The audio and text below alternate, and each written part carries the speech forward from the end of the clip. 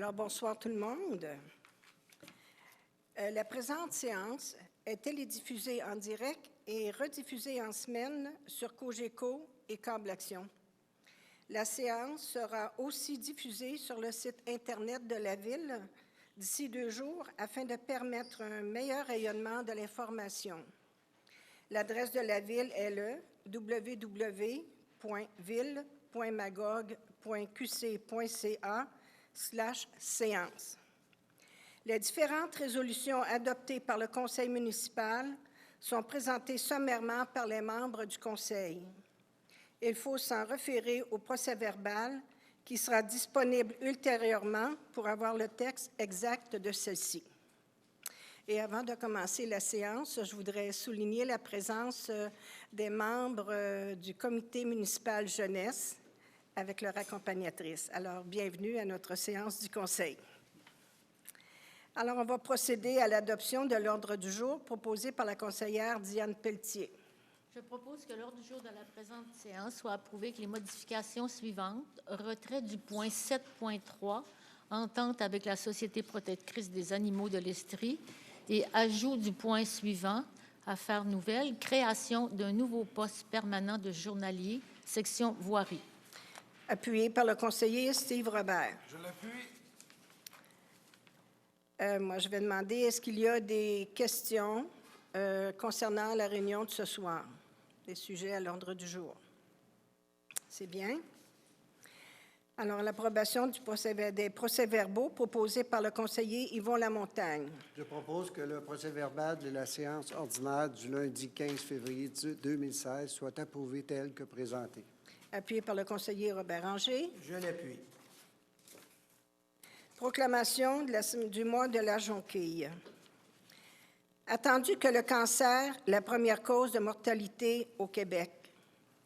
Attendu que la Société canadienne du cancer travaille à sauver plus de vies. Attendu que, grâce à des milliers de Québécois, donateurs et bénévoles, la Société canadienne du cancer lutte pour prévenir plus de cancers, permettre aux chercheurs de faire plus de découvertes et aider plus de personnes touchées par la maladie. Attendu que nous pouvons prévenir environ la moitié de tous les cancers en adoptant un mode de vie sain et des politiques qui protègent le public. Attendu que près de la moitié de l'argent investi dans la recherche sur le cancer par les organismes de bienfaisance provient de la Société canadienne du cancer. Attendu que les personnes touchées par le cancer peuvent se concentrer sur leur guérison et avoir une bonne qualité de vie grâce à l'aide offerte par la Société canadienne du cancer. Attendu que le mois d'avril est le mois de la jonquille et qu'il est porteur d'espoir et d'activité qui feront une différence dans la vie des patients atteints de cancer et dans la lutte contre la maladie. Attendu que la Société canadienne du cancer encourage les Québécois à poser un geste significatif pendant le mois de la jonquille pour les personnes touchées par le cancer et contribuer au combat contre cette maladie. Je proclame le mois d'avril, mois de la jonquille, et encourage la population à accorder généreusement son appui à la cause de la Société canadienne du cancer. Alors, vous allez voir des personnes qui vont vous vendre des jonquilles tout le mois d'avril. Alors, on les encourage. Diverses délégations proposées par le conseiller Jacques Laurando. Je propose que la Ville de Magog délègue l'un ou l'autre des membres du Conseil pour représenter la Ville. 1. Lors de la projection documentaire « Une révolution agricole urbaine » qui s'est tenue le mardi 16 février 2016 au Centre d'interprétation du Marais. B. Lors du souper Opération des chefs qui se tiendra le mercredi 27 avril 2016 au Centre d'art d'Offord. Et finalement, lors du congrès 2016 du regroupement des offices d'habitation du Québec qui se tiendra le vendredi 22 avril 2016 et le samedi 23 avril 2016 à l'Hôtel Hilton, Québec. Appuyé par la conseillère Nathalie Bélanger. Je l'appuie. Modification de la résolution 116-2014 proposée par Steve Robert. Camso Incorporé est propriétaire de 2 immeubles sur la rue McPherson. La résolution numéro 116-2014, adoptée le 17 mars 2014, accordait à Camso Incorporé une option d'achat sur le lot 5 220 368 qui se termine le 11 avril 2016. L'acte d'option d'achat n'a pas encore été signé par les parties et que Camso Incorporé souhaite prolonger cette option jusqu'au 11 avril 2018.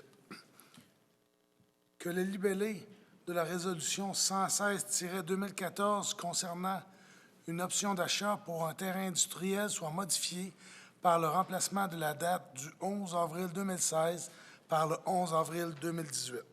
Appuyé par le conseiller Yvon Lamontagne. Je l'appuie. Modification de la résolution 051-2016 proposée par le conseiller Robert Ranger. La résolution 051-2016, adoptée le 15 février 2016, autorisant la signature du bail au 55 rue Cabana du 1er mai 2016 au 31 mars 2018, de 2841-76-24 Québec Incorporé a demandé à occuper les lieux loués à partir du 1er mars pour y débuter ses installations. Qu'il n'y a pas d'inconvénient à acquiescer à la demande de 2841-76-24 Québec Incorporé. Je propose que la résolution 051-2016 soit modifiée afin que la durée soit de 2 ans et 1 mois, soit du 1er mars 2016 au 31 mars 2018.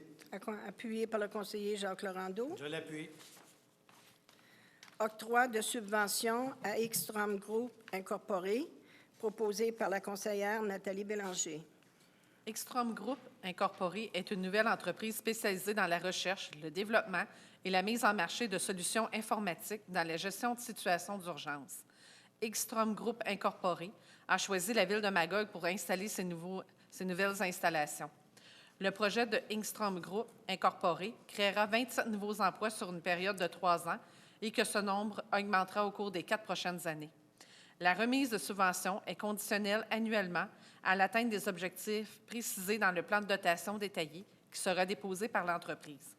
Je propose donc que la Ville de Magog accorde en 2016, 2017 et 2018 une subvention annuelle de 20 000 à Ekstrom Group Incorporé à la date d'anniversaire de la première remise qui sera fixée lors de l'atteinte des objectifs de dotation tels que présentés au plan de dotation remis par le promoteur. Appuyé par la conseillère Diane Pelletier. Je l'appuie. Prévision budgétaire 2016 de l'Office d'habitation de Magog, proposée par le conseiller Steve Robert.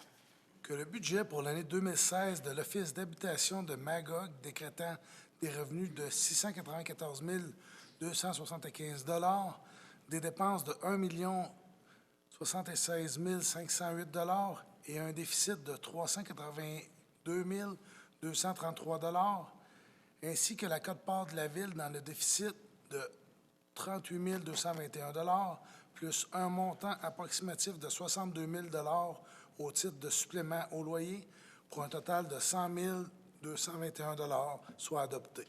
Appuyé par le conseiller Yvon Lamontagne. Je l'appuie. Octroi de contrat pour la récupération, le transport et la disposition de résidus domestiques dangereux, proposé par le conseiller Robert Ranger. La Ville de Magog a, par avis public, obtenu des prix pour la récupération, le transport et la disposition de résidus domestiques dangereux. Les soumissions ouvertes sont les suivantes. Alors, ça va être le nom de l'entrepreneur et le prix global avant taxe aux fins d'adjudication sur 5 ans. FEC Technologies Incorporée, 156 657 et 75. Chemtech Environnement Incorporé, 193 495 et 35. Révolution environnementale Solutions LP Environnementale Terrapure, 210 159 et 70. CRI Environnement Incorporé, 213 660,65. Environnement PB Incorporé, 232 718,46. Veolia ES Canada Services Industriels Incorporé, 237 879. FEC Technologies Incorporée est la plus basse soumissionnaire conforme. Je propose que le contrat pour la récupération, le transport et la disposition des résidus domestiques dangereux soit adjugé au plus bas soumissionnaire conforme, soit FEC Technologies Incorporée, pour un total de 156 657,75 avant taxes, suivant les documents d'appel d'offres et la soumission de l'entrepreneur ouverte le 10 février 2016. Le contrat est à prix unitaire s'échelonne sur une période de 3 ans avec une option de prolongation de 2 années. Préalablement à l'ouverture des soumissions, ce contrat avant taxe a été estimé par la Ville à 213 818,45.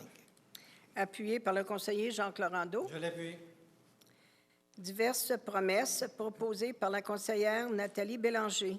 Je propose que la promesse de cession du lot 4 461 258 d'une superficie de 1899,5 m² étant une partie de la rue des Tourterelles, signée le 23 février 2016 par M. Léonard Côté, soit acceptée aux conditions de cette promesse. Le terrain est acquis à des fins de rue. Appuyé par la conseillère Diane Pelletier. Je l'appuie. Promesse de cession de servitude sur la rue Saint-Patrice-Ouest, proposée par le conseiller Yvon Lamontagne. Que la mairesse ou la personne occupant le poste de maire suppléant et la greffière ou la greffière adjointe soient autorisés à signer pour et au nom de la Ville l'acte de servitude entre M. Jean-Guy Vaillancourt et la Ville de Magog, préparé par le notaire Mme Mariam Duclos, concernant une partie des lots 3 142 864 et le lot 3 144 161. Appuyé par le conseiller Robert Anger. Je l'appuie.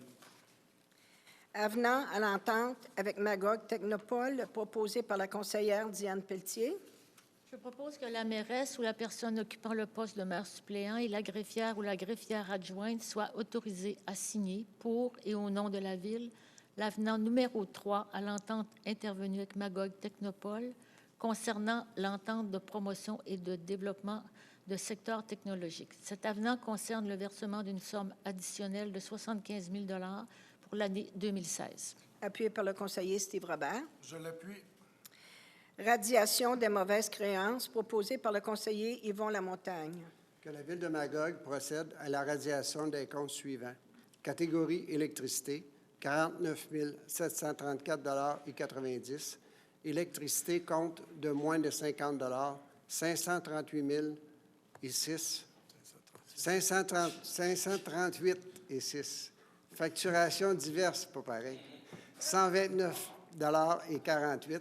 Facturation diverse, compte de moins de 50 $, 36,27 $, pour un grand total de 50 438,71 sous. Appuyé par le conseiller Robert Anger. Je l'appuie. Repositionnement de l'échelon de la coordonnatrice division ingénierie, proposé par le conseiller Jacques Laurendeau. Le positionnement dans les échelons de la classe salariale de l'employé 1153 n'a pas tenu compte de sa promotion du 6 août 2013 lorsqu'elle a été nommée responsable de cette division. Afin de bénéficier d'une augmentation minimale de 5 % conformément à la pratique appliquée avec l'ancien recueil, elle aurait dû être positionnée à l'échelon 4 de la classe salariale au lieu de l'échelon 2. Je propose que la Ville de Magog repositionne l'employé numéro 1153, qui est coordonnatrice division ingénierie à l'échelon 4 de la classe salariale 10 du recueil des conditions de travail des employés cadres et non syndiqués, et ce, rétroactivement au 1er janvier 2014. Appuyé par la conseillère Nathalie Bélanger. Je l'appuie. Embauche de 2 monteurs C, division Hydro-Magog, opération, proposé par la conseillère Diane Pelletier. Je propose que M. Marc Moisan et Simon-Pierre Saucier soient embauchés comme salariés en évaluation au poste permanent de monteur C, division Hydro-Magog Opération, à compter du 8 mars 2016 aux conditions de la convention collective et qu'ils soient rémunérés à l'échelon 1 de la classe 4 des taux de salaire. Appuyé par le conseiller Steve Robert. Je l'appuie. Je voudrais peut-être préciser que Allez, c'est en remplacement de 2 employés qui ont pris leur retraite. Ce n'est pas des nouveaux postes. Ce pas des postes nouveaux. Environnement et aménagement du territoire, demande d'approbation de PIA, proposé par le conseiller Robert Anger. Le comité consultatif d'urbanisme a analysé divers plans à l'égard desquels s'applique un règlement de plan d'implantation et d'intégration architecturelle. Alors, c'est un PIIA. Je propose que les plans d'implantation et d'intégration architecturale suivants soient approuvés aux conditions recommandées par le CCE, incluant, s'il y a lieu, l'obligation de fournir une garantie financière. Alors, adresse des travaux et type de permis demandé. 297 à 301 rue Mary-Nord, permis de construire. 1700 Sherbrooke, certificat d'autorisation. Et 343 Mary-Nord, permis de construire. Appuyé par le conseiller Jacques Laurendeau. Je l'appuie. Demande de dérogation mineure pour le 1335 rue Maisonneuve, proposée par... On va de l'autre côté. Par la conseillère Nathalie Bélanger. La Ville de Magog a reçu une demande de dérogation mineure dont l'objet est de permettre, lorsque le bâtiment est subordonné à une habitation autre qu'une habitation unifamiliale, A pour un bâtiment accessoire, A, une marge latérale sud de 0 m, alors que le règlement de zonage 2368-2010 prévoit un minimum de 1,5 m. En B, pour un bâtiment accessoire A, une marge arrière de 0,28 m, alors que le même règlement prévoit un minimum de 1,5 m. Pour un bâtiment accessoire le B, une marge arrière de 1,39 m, alors que ce même règlement prévoit un minimum de 1,5 m. Le demandeur subira un préjudice sérieux si la dérogation n'est pas accordée pour les objets A et B, car le bâtiment existe au moins depuis 1990, selon le certificat de localisation de M. Boitler, arpenteur géomètre, en date du 4 avril 1990. Le bâtiment est possiblement en situation de droit acquis et que la dérogation n'aura pas pour effet d'augmenter le préjudice des voisins, car les photographies aériennes de 1985 démontrent qu'au moins la toiture du bâtiment visé est existante. Il n'y a aucun permis au dossier pour l'agrandissement du bâtiment accessoire du propriétaire de l'époque, de sa construction pouvant démontrer la date réelle de son implantation. Le bâtiment A est rattaché au bâtiment accessoire du voisin, laissant croire qu'ils ont possiblement été construits à la même époque. Les principaux motifs de refus pour l'objet C sont l'absence de préjudice sérieux, le fait que le plan d'implantation déposé au permis émis le 14 mai 2014 montrait que les normes étaient respectées et qu'il était possible de réaliser un projet conformément à la réglementation. Le comité consultatif d'urbanisme a étudié la demande et recommande à l'unanimité qu'il ne soit accordé qu'en partie. Est-ce qu'il y a des personnes dans la salle qui ont des questions concernant cette dérogation mineure? Vous pouvez poursuivre, Mme Bélanger. Je propose donc que la demande de dérogation mineure déposée le 18 janvier 2016 par Mme Huguette Pincens-Lamontagne et M. Rosaire Lamontagne concernant le lot 3 141 692, situé au 1335 rue Maisonneuve, ne soit qu'accordée qu'en partie. Accordée pour les objets A et B et refusée pour l'objet C. Appuyé par la conseillère Diane Pelletier. Je l'appuie. Demande de dérogation mineure pour le 119 avenue de la Plage, proposée par le conseiller Steve Robert. La Ville de Magog a reçu une demande de dérogation mineure dont l'objet est de permettre A, pour un bâtiment principal, une marge arrière de 4,77 m, alors que le règlement de zonage 2368-2010 prévoit un minimum de 5 m.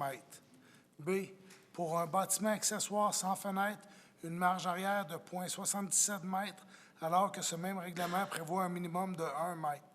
C, pour un bâtiment accessoire, une marge latérale gauche de 0,51 m, alors que ce même règlement prévoit un minimum de 1 m.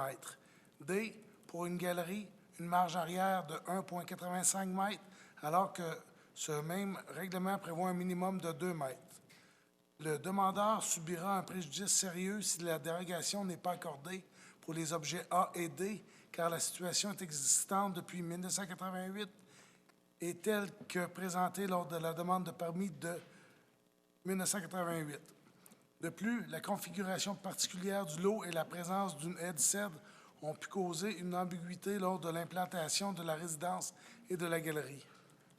La présence d'une haie mature créant une barrière visuelle et physique entre les constructions et ouvrages visés par la demande vient réduire l'impact de la dérogation. Les principaux motifs de refus pour les objets B et C sont l'absence de préjudice sérieux, le fait que le bâtiment visé a été construit sans permis, alors que la réglementation en vigueur lors de sa construction entre 2005 et 2007 en exigeait un et la possibilité de l'implanter conformément à la réglementation en vigueur. Le comité consultatif d'urbanisme a étudié la demande et recommande à l'unanimité qu'elle ne soit accordée qu'en partie. Est-ce qu'il y a des commentaires ou des questions concernant la dérogation mineure? Vous pouvez poursuivre, M. Robert. Que la demande de dérogation mineure déposée le 18 janvier 2016 pour les placements Gérard Landry Incorporé concernant le lot 3 701 383 situé au 119 avenue de la Plage ne soit accordée qu'en partie. Accordée pour l'objet A et pour l'objet D, refusée pour l'objet B et pour l'objet C. Elle est accordée un petit peu plus loin. Cette dérogation est accordée en partie à une condition pour atténuer son impact. Appuyé par le conseiller Yvon Lamontagne. Je l'appuie. Appui à la RIGDSC pour l'implantation d'une usine de déshydratation des boues de fosses septiques et l'agrandissement de la plateforme de compostage proposée par le conseiller Robert Ranger. La Ville de Magog est maintenant membre de la Régie intermunicipale des déchets solides de la région de Coaticook. L'acronyme, c'est RIGDSC. La RIGDSC a adopté le 3 décembre 2015 le règlement d'emprunt numéro 2016-001 relatif au financement de l'implantation d'une usine de déshydratation des boues de fosses septiques et de l'agrandissement de la plateforme de compostage au montant maximal de 3 092 693. La RIGDSC a adopté le 3 décembre 2015 le règlement d'emprunt numéro 2016-002 relatif au financement de l'acquisition d'un tamiseur rotatif, convoyeur, d'un chargeur sur roue ainsi qu'un retourneur pour un montant maximal de 958 902. La Ville de Magog doit disposer de ces boues de fosses septiques issues de la vidange périodique dans un site approprié par le ministère de Développement durable, Environnement, Lac, Changement climatique. C'est pas pire, hein? Matière compostable récupérée dans la collecte porte-à-porte du bac brun sont acheminées vers la plateforme de compostage RIGDSC. Je propose que la Ville de Magog appuie la demande de financement de la RIGDSC auprès du programme de traitement des matières organiques par biométhanisation et compostage. Je propose que la Ville de Magog achemine les boues de fosses septiques issues de la vidange obligatoire à l'issue de l'hydratation dès 2017. Je propose que la Ville de Magog approuve les règlements d'emprunt 2016-001 et 2016-002 adoptés par la RIGDSC le 3 décembre 2015. Je propose que la Ville de Magog demande au conseil d'administration de la RIGDSC d'évaluer la possibilité de réviser l'entente de gestion actuelle afin d'inclure les dispositions relatives à l'implantation de l'usine de déshydratation et l'agrandissement de la plateforme de compostage. Appuyé par le conseiller Jacques Laurando. Je l'appuie. Octroi de contrat pour les services professionnels pour les travaux de construction de jets d'eau au parc Oran, proposé par la conseillère Nathalie Bélanger. La Ville de Magog a sur invitation demandé des prix pour les services professionnels reliés aux travaux de construction de jets d'eau au parc Oran. Les soumissions ouvertes sont les suivantes. Nom de la firme, Saint-Georges Structures et Génie civil SENC, prix global avant taxe 43 032, pointage final 30,63. Les consultants SM Incorporés, 75 420, pointage final 16,35. La firme Saint-Georges Structures et Génie civil SENC a obtenu la meilleure note finale. Je propose donc que la firme Saint-Georges Structures et Génie civil SENC soit mandatée pour la préparation des plans et devis et la surveillance pour les travaux de construction de jeux d'eau au parc Oran pour un total de 43 032, avant taxe suivant les documents de l'appel d'offres, et son offre de service ouvert le 25 février 2016. L'invitation pour cette soumission a été envoyée à 4 soumissionnaires, Puis l'estimation, elle avait été faite par la Ville à 36 195. Donc, c'est un petit peu plus haut qu'on a eu le contrat. Appuyé par la conseillère Diane Pelletier. Je l'appuie. Alors, je pense qu'il y a plusieurs petites familles, là, quand ils vont entendre l'annonce de ce soir, vont être super heureuses parce que c'était une demande de plusieurs jeunes familles pour la ville de Magog. Signalisation et circulation proposée par le conseiller Steve Robert. Que la Ville de Magog autorise des nouvelles signalisations suivantes. A. Sur la rue Saint-Jude, interdire le stationnement en tout temps sur le tronçon entre les rues Pie-12-Nord et Sherbrooke, côté sud-ouest de l'intersection avec la rue Pie-12-Nord jusqu'à 6,6 mètres, passé le coin nord du lot 2 823 144, direction sud-est. B. Sur la rue Saint-Jude, interdire le stationnement en tout temps sur le tronçon entre la rue Pie-12-Nord et Comeau, côté nord-est de l'intersection avec la rue Pie-12-Nord jusqu'à 13 mètres, passé le coin sud du lot 5 534 874, direction nord-ouest. Sur la rue Pie-12-Nord, interdire le stationnement en tout temps sur le tronçon entre les rues Saint-Jude et Sainte-Anne, côté sud-est de l'intersection avec la rue Saint-Jude, jusqu'à 2,4 mètres, passé le coin ouest du lot 3 346 761, direction nord-ouest. Sur la rue Pie-12-Nord, interdire le stationnement en tout temps sur le tronçon entre les rues Saint-Jude et Sainte-Anne, côté sud-est de l'intersection avec la rue Saint-Jude, jusqu'à 2,4 mètres, passé le coin ouest du lot 3 346 761, direction nord-ouest. Sur la rue Pie-12-Nord, interdire le stationnement en tout temps sur 16 mètres, côté sud-est du coin nord du lot 2 823 144, jusqu'à l'arrêt obligatoire de l'approche sud-ouest de l'intersection avec Saint-Jude. Sur la rue Pie-12-Nord, interdire le stationnement en tout temps devant l'entrée de l'église Saint-Jude sur 28 mètres côté nord-ouest du coin sud du lot 5 530 874 jusqu'au coin sud du lot 5 536 875. Appuyé par le conseiller Yvon Lamontagne. Je l'appuie. Culture, sport et vie communautaire. Entente avec le ministère de la Culture et des Communications, proposée par le conseiller Jacques Laurendeau. Je propose que la mairesse ou la personne occupant le poste de maire suppléant et la greffière ou la greffière adjointe soient autorisées à signer, pour et au nom de la Ville, une entente de développement culturel entre le ministère de la Culture et des Communications du Québec, la Ville de Magog et Culture du Cœur-Estrie. Cette entente, d'une durée d'1 an, est au montant de 10 450 $, dont 5 225 en provenance du MCC et 5 225 de Culture du Cœur-Estrie. L'entente a pour but de permettre à Culture du Cœur-Estrie de réaliser des actions significatives sur le territoire de Magog.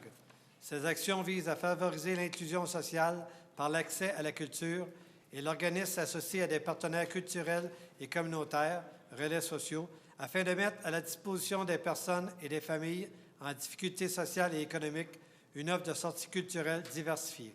Appuyé par la conseillère Nathalie Bélanger. Je l'appuie. Affaires nouvelles, création de nouveaux postes permanents de journaliers, section voirie, proposé par la conseillère Diane Pelletier. Suite à une rencontre conjointe tenue le 17 février 2016, la Commission des ressources humaines et la Commission des travaux publics ont reconnu le besoin de créer un poste permanent de journalier, section voirie, et de réduire de 1 le nombre de salariés réguliers. Je propose que la Ville de Magog crée un poste permanent de journalier section voirie et d'abolir un poste régulier à la direction des travaux publics afin de réduire le mouvement de personnel et de libérer un poste régulier en cas de besoin futur. Appuyé par le conseiller Steve Robert. Il s'agit ici d'une modification de statut de poste qui n'augmente pas du tout le nombre d'employés. Dépôt des documents par Mme la greffière. Oui, alors ce soir, il y a dépôt des statistiques d'émission de permis au 29 février 2016. Ensuite, il y a dépôt du transfert d'un employé permanent sur un autre poste, soit le numéro 2016-06. Ensuite, embauche du personnel temporaire saisonnier étudiant en date du 22 février 2016. Et finalement, il y a dépôt de la liste des comptes payés du mois de février 2016 au montant de 6 292 019,57 $. Alors, on en est rendu aux questions de la salle. Alors, je voudrais dire ici que les personnes qui désirent poser des questions sont invités et que c'est des questions d'intérêt particulier. Vous êtes invités à remplir un formulaire d'identification qui se trouve à l'arrière et de le remettre à la greffière à la fin de la séance. Est-ce que je lis tout ça aussi? Alors, lors de la dernière réunion Assemblée publique, il y avait une question. Alors, pour répondre à M. Michel Raymond, dans le cadre de la politique d'éclairage de rue, que fait-on avec les anciennes lumières une fois qu'elles ont été remplacées pour du LED? Alors, voici votre réponse, M. Raymond. Alors, elles sont vendues par appel d'offres via le Service de disposition du Québec et un organisme gouvernemental provincial. Nous vendons surtout à des recycleurs et nous gardons les meilleures pièces de quincaillerie, les bras, les supports, et on dispose du reste avec les luminaires. Ça répond à votre question. Alors, la période de questions est à vous.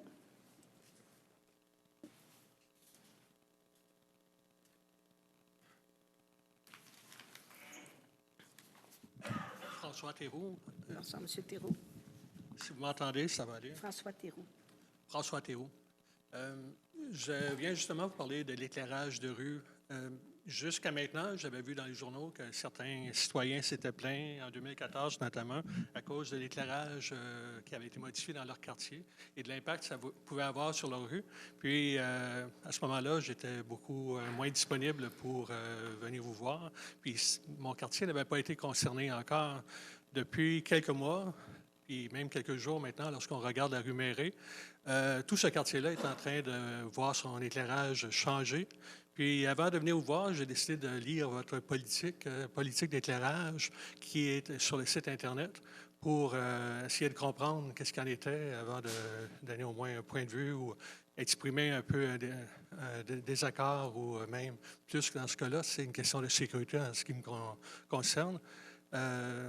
Ça m'a permis, du moins, en regardant votre politique, de mieux comprendre les idées qui étaient derrière le projet, mais il semble que, dans le cas de la rue Méré, ça ne réponde pas à ce qui a été fait récemment à votre politique. Puis c'est pour ça que je suis ici ce soir. Je voudrais savoir, est-ce que les travaux qui ont été entamés dans ce quartier-là, et notamment sur la rue Méré-Nord, sont définitifs ou s'il y a des choses qui s'en viennent prochainement en termes de correctifs? Je pense qu'il peut y avoir des corrections à y apporter, mais je vais laisser le président des travaux publics, parce que je sais, moi, j'en avais parlé avec monsieur le responsable en bas, puis il disait qu'une fois que c'est terminé, ils vont refaire le tour. Si je me trompe, vous me reprendrez, monsieur Laurando, si je ne suis pas correct. Mais ici, à ajouter ou faire des corrections, je pense que c'est possible de le faire. Est-ce que je suis correct, monsieur Laurando? Oui, c'est ça. Il y a un plan de match qui a été établi pour l'ensemble de la municipalité, mais après ça, il y a des ajustements dépendamment de certains commentaires ou des plaintes de citoyens. C'est de même qu'on fonctionne.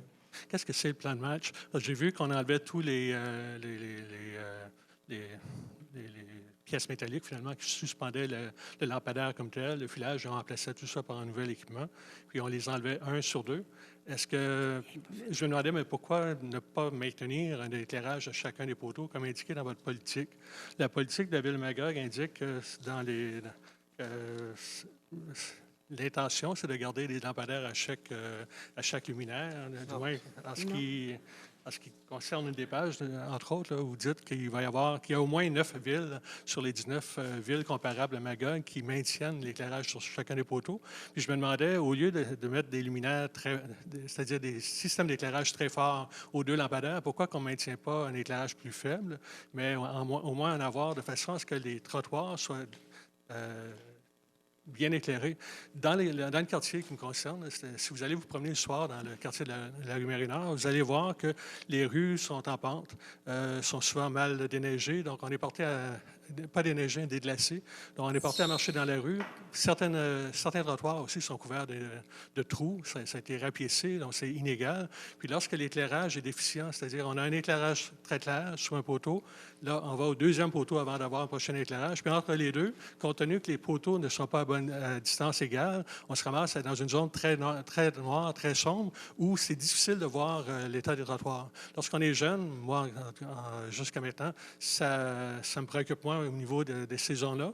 Mais je sais que pour certaines personnes qui se font aveugler par les phares des automobiles, parce que c'est le problème, lorsqu'on diminue l'éclairage en ville, les phares des automobiles sont beaucoup plus aveuglants. Puis la personne qui est sous un luminaire très clair doit adapter sa vue continuellement pour arriver dans une zone très sombre, surtout si les trottoirs sont en mauvais état. Ce que j'ai constaté aussi, c'est dans la politique d'éclairage, c'est mentionné qu'il y a une volonté de ne pas multiplier les lampadaires, c'est-à-dire l'éclairage aux intersections. Mais si vous allez vous promener sur la rue Mérinard actuellement, on a coupé l'éclairage aux intersections. Ça va à l'inverse de la sécurité. Si on parle de sécurité, les policiers nous le disent couramment, les accidents ont lieu la plupart du temps aux intersections. Et c'est là que les piétons traversent. Il me semble qu'il faudrait au moins prévoir de l'éclairage à chacune des intersections pour s'assurer que les vélos, au moins cet été, puissent voir les stops. Actuellement, les stops sont en noir complètement et les intersections sont en noir. Pour avoir marché sur la rue Méré et d'autres rues, on arrive à certains endroits puis on ne peut pas reconnaître les gens de l'autre côté de la rue tellement le fait noir. C'est vraiment très sombre. Il me semble que ça ne correspond pas. Votre politique ne parle pas de qualité de service offert aux citoyens, mais parle d'économie en fonction d'un nombre de lampadaires, de poteaux. Mais je voudrais juste vous demander si c'est possible de revoir cette politique-là. Puis, entre autres, pour la rue Mérinard, qui est une des entrées de la ville de Magog, les véhicules vont plus vite.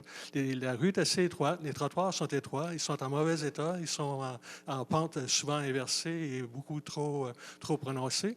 Et on se retrouve dans des zones comme ça extrêmement noires, puis des intersections noires.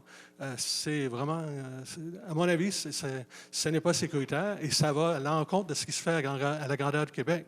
Si vous allez dans les régions de Montréal, on fait en sorte de maintenir un éclairage minimum pour assurer la sécurité des piétons. D'ailleurs, l'éclairage de rue est fait pour assurer l'éclairage des piétons. Ce n'est pas les véhicules qui en sont les gagnants.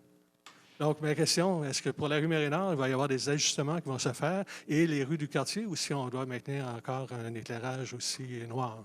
Comme je vous ai dit, M. Théroux, vous me permettez, madame? Oui, allez, M. Lorando. Comme j'ai mentionné, la politique, c'est aux 2 poteaux, c'est pas à chaque poteau.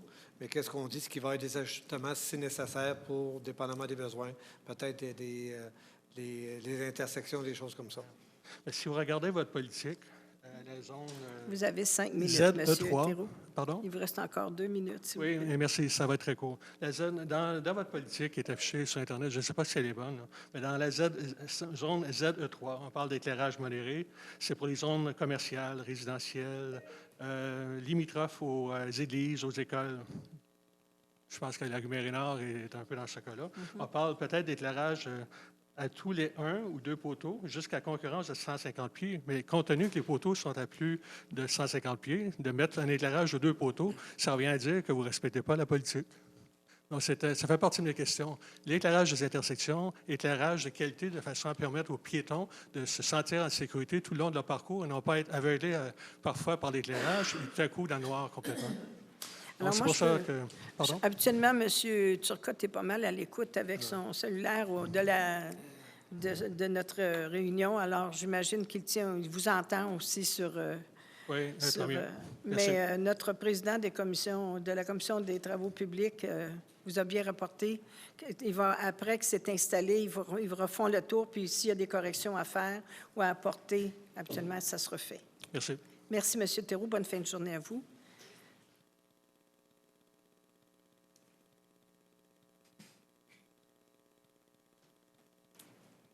Bonsoir. Bonsoir, M. Raymond. Madame la Pro-mairesse, c'est ça qu'il faut dire? Oui. Concernant le parc Oran, les futurs jeux d'eau. Oui. Pas judo, mais jeux d'eau.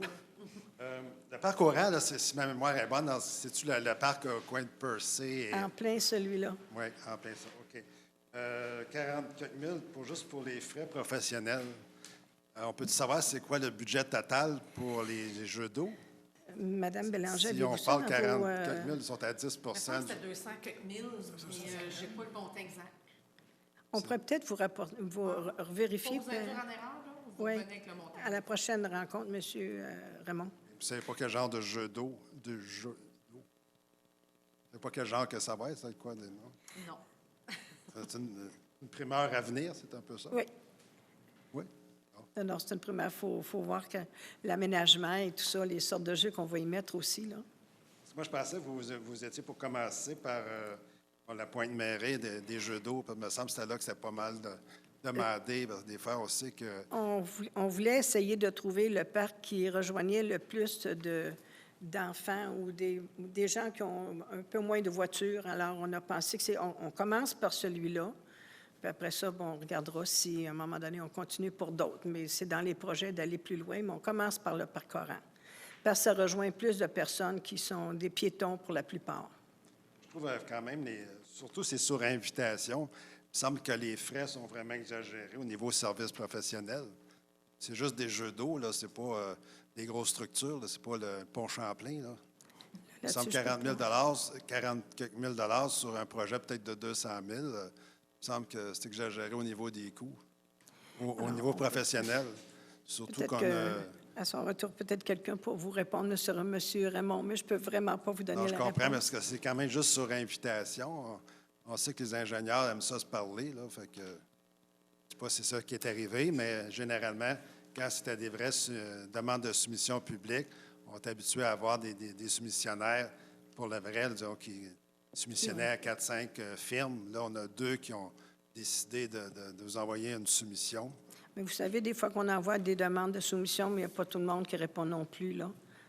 Alors, je comprends, mais quand c'est public, quand c'est des soumissions publiques, surtout sur un projet de 200 000, il me semble que vous auriez dû aller sur le bureau des soumissions déposées, où il y a un nom pour ça, là. Les firmes... On peut poser une question plus loin la semaine prochaine pour ça. Alors, peut-être que Mme la mairesse, quand elle sera revenue, elle pourra vous donner des informations supplémentaires, ou encore la personne qui est présidente de la Commission des loisirs, peut-être aura travaillé le dossier avec Mme Gagnon. Alors, peut-être que ces personnes-là auront des informations supplémentaires à vous donner.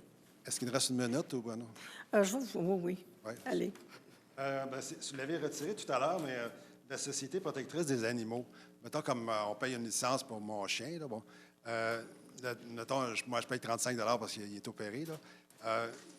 Je pense que le dernier contrat, la municipalité donnait, je pense, 40 000 par année à la Société protectrice des animaux.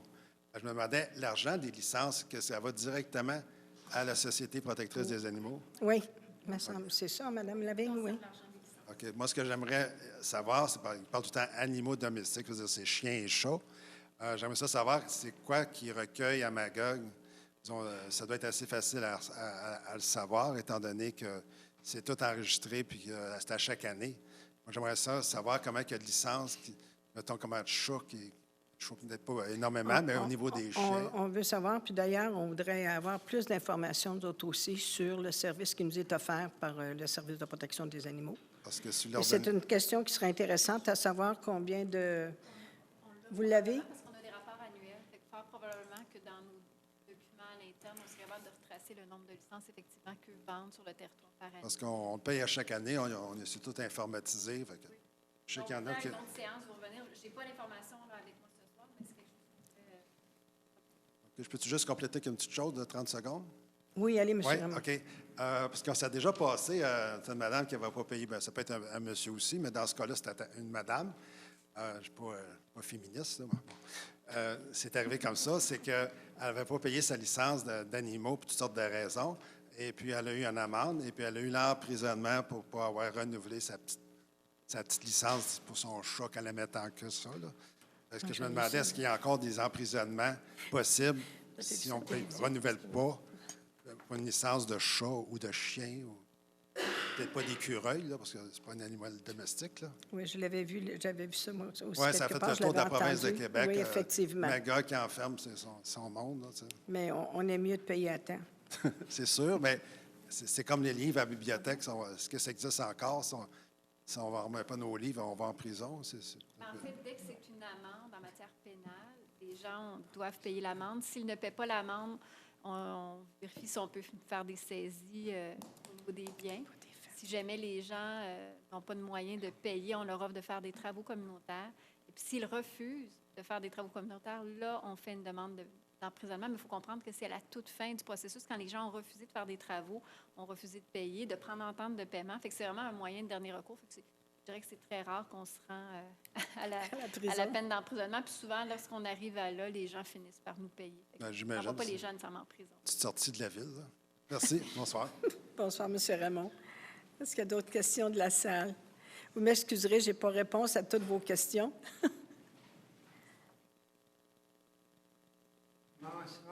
Audet Gérald. J'ai juste une petite question. Allez, M. Audet. Qui gère la ville? La relation entre les élus et l'administration. Par exemple, les cadres, les directeurs, chefs de service. C'est quoi la relation?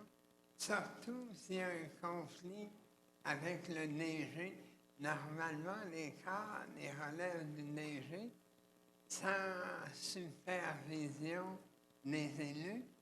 Et ça se passe comment à l'heure actuelle? Je vais laisser Maître Lavigne. Voulez-vous que je réponde? Oui. Bien, la première personne de la municipalité, on sait que c'est notre mairesse, Madame Anne. Après ça, notre directeur général, qui, sous son ordre, il y a tous les directeurs, les cadres qui sont sous sa direction. Puis Monsieur Como, c'est notre personne qui nous ramène les informations dont on a besoin pour prendre nos décisions aussi. Je ne sais pas si c'est dans ce sens-là que vous voulez avoir une réponse. Moi, je comprends que les élus, c'est le législatif, et puis le directeur général et tout le reste, c'est l'exécutif. L'exécutif est contrôlé par le DG. La mairesse est là, elle supervise les politiques, elle approuve les décisions qui sont prises, mais quand il y a des problèmes entre les gens, qui gère quoi? On a l'impression à l'extérieur que là, le bateau s'en va, le capitaine, des fois, il est là, des fois, il n'est pas là. En tout cas, ça serait peut-être bon d'éclaircir un petit peu la situation actuelle, pas juste pour moi, mais pour tous les citoyens de Magog. Ça pourrait être utile. Si ça concerne les dossiers qu'on vient de terminer, on n'est pas supposé aller plus loin. Si ça concerne les dossiers qui viennent de SLAR, je ne sais pas si c'est dans ce sens-là que vous voulez faire une relation. On n'a pas de commentaires à amener. Les dossiers sont clos. Je ne sais pas si c'est là-dessus que vous voulez revenir. La question, c'est la relation entre les élus et les gestionnaires. Il n'y en a pas vraiment autre que via le DG. Ça fait une situation... C'est ce que nous... C'est presque, comment je dirais, c'est une personne qui contrôle toute l'administration avec les élus en art. Bien, quand on a nos rencontres de pléniers, on a toujours avec nous notre directeur général et la mairesse, naturellement, puis notre greffière. Le directeur général, lui, il prend aussi en compte les besoins que nous, les élus, on a, des demandes qu'on fait. Et quand ils ont leur comité de direction le lendemain, et lui, il est supposé ramener les demandes de nos élus, des élus, pour faire part des demandes des élus. Et c'est les directeurs qui les font exécuter par leur cadre. Alors, c'est comme ça que c'est supposé se faire. J'imagine que ça n'a pas changé. Ça a toujours été de cette façon-là qu'on procédait. Alors, après ça, bien, à nos réunions, nous autres, on voit si nos demandes sont exécutées. Mais nous, en tant qu'élus, on n'a pas à aller dire à un directeur quoi faire. Ce n'est pas à nous de le faire. Ça se fait par notre directeur général. En conclusion, ça veut dire que l'administration fonctionne sur une voie, et les élus sur l'autre, et on espère que les cieux ont de l'allure entre les deux, et les cieux quand les deux s'en vont en parallèle, non? Non, absolument pas. On est supposé travailler conjointement pour qu'on s'en aille tous dans le même sens. Oui, on veut avoir une ville qui fonctionne bien, mais c'est sûr que ça nous prend un porte-parole parce qu'on ne peut pas, s'il fallait que tous les élus autour de la table aillent rencontrer les directeurs pour donner des ordres, à un moment donné, ça ne fonctionnerait pas. Non.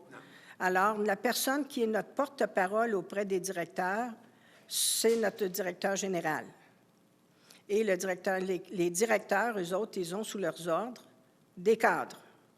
Alors, les ordres sont exécutés. Mais nous, ce n'est pas à nous d'aller dire au directeur, c'est ça que tu as à faire.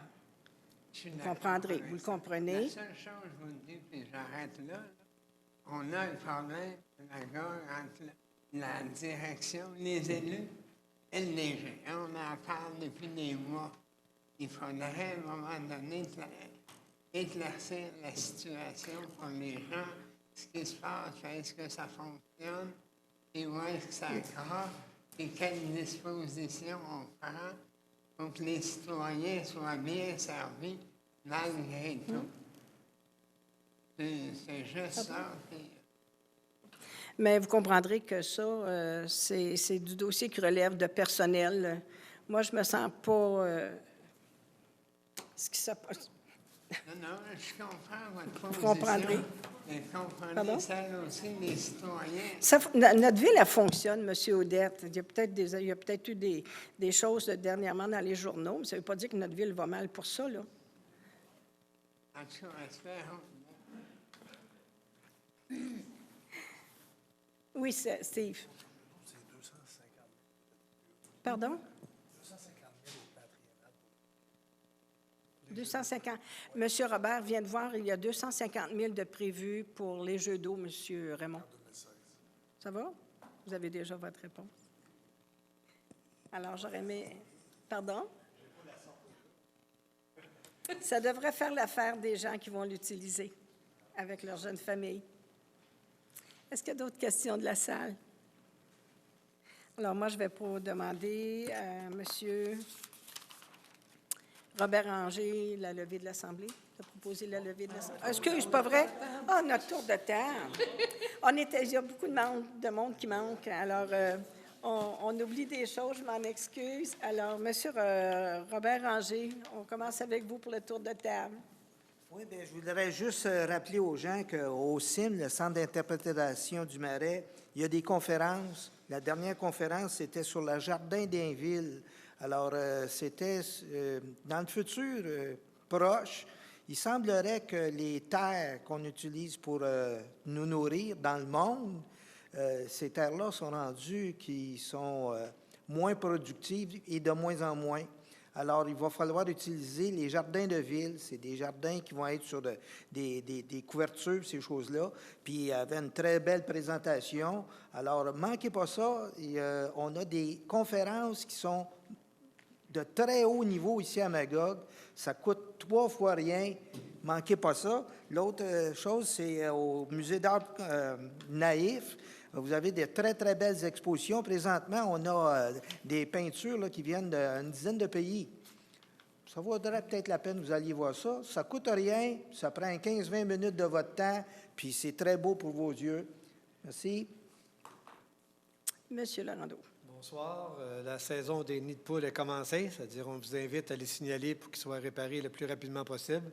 2 façons, un par téléphone au Centre des travaux publics 843-7106 et sur le site Internet de la Ville, quand vous ouvrez la page, là, vous avez un onglet sur la première page.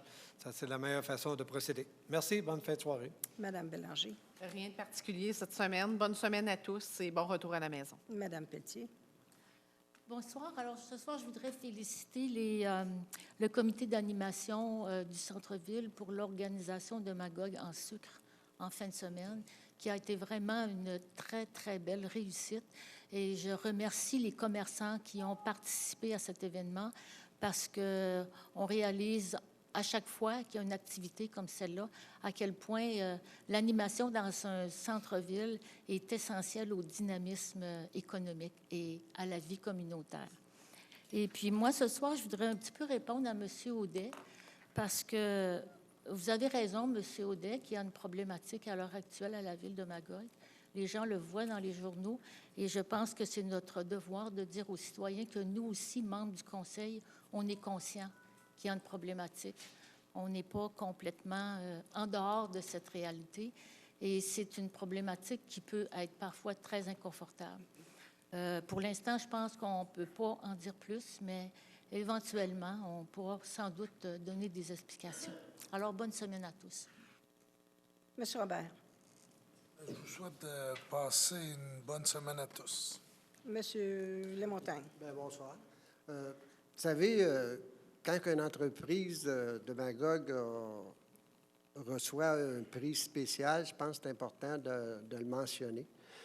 Il a été mentionné un petit peu dans les journaux, mais je veux aller plus à fond. Le domaine Parc Estrie, qui, dans mon secteur, a reçu Un bel honneur le 11 février dernier à Toronto. La compagnie PacBridge, qui est le propriétaire du domaine Parc Estrie et possède aussi 119 propriétés à travers tout le Canada, a décerné à son gala Mérite le prix d'excellence pour la qualité de la gestion de l'entreprise en général. Les critères de sélection, c'était l'accueil, la propreté des lieux, la qualité de vie, puis un endroit chaleureux dans son ensemble.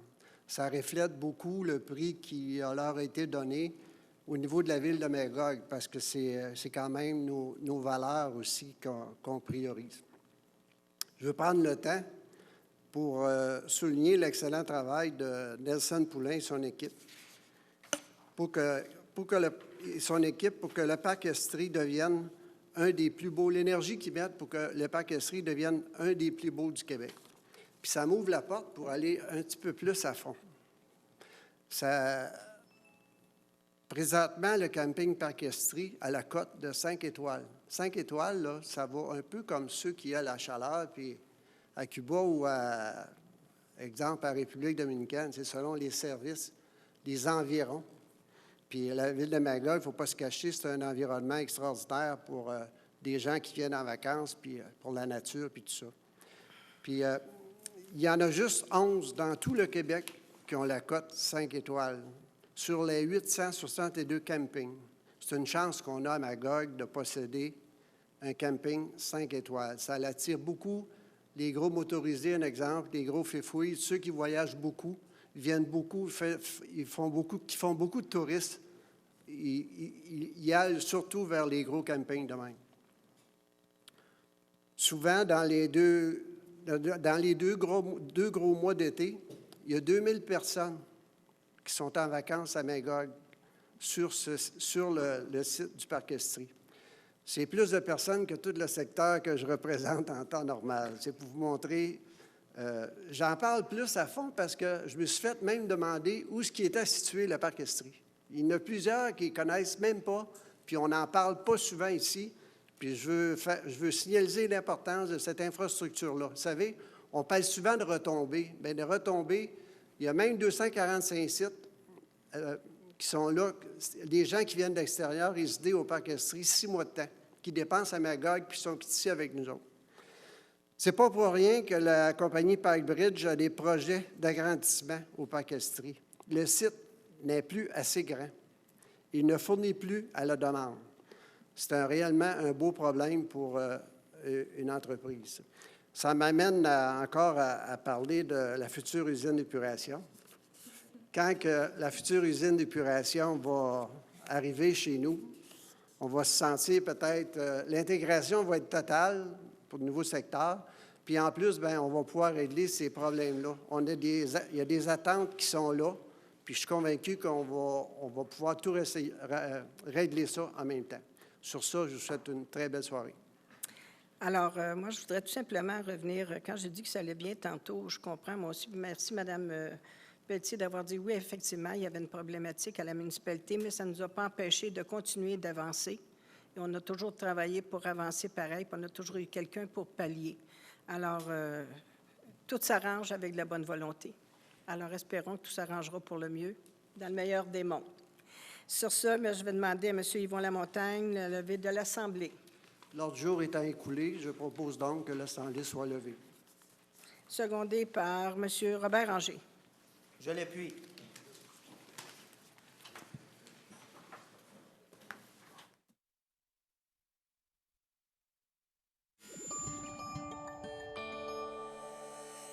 Cogeco TV, un service exclusif aux clients de Cogeco.